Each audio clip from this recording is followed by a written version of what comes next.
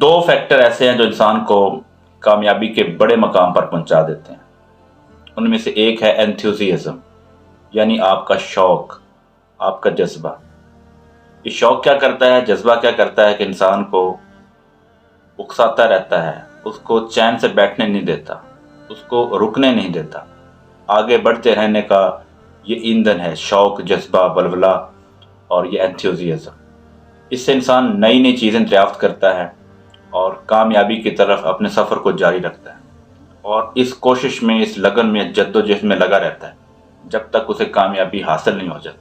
صرف شوق کافی نہیں ہے انسان کی کامیابی کے لیے، بڑے مقام پر پہنچنے کے لیے، بلکہ اس کے ساتھ ساتھ جو دوسری چیز ہے جو انسان کو بڑا انسان بنانے میں ہیلپ کرتی ہے، وہ ہے ہیومیلٹی، یعنی عاجزی۔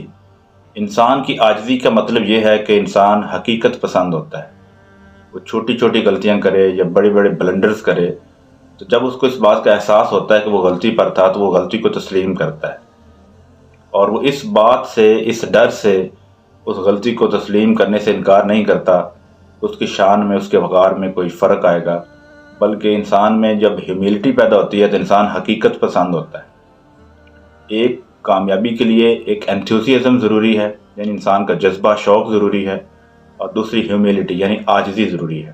یہ دو فیکٹرز جس کی لائف میں پیدا ہو جاتے ہیں، وہ انسان لوگوں کے دلوں میں بھی گھر کرتا ہے اور لوگوں کے دلوں پہ راج بھی کرتا ہے۔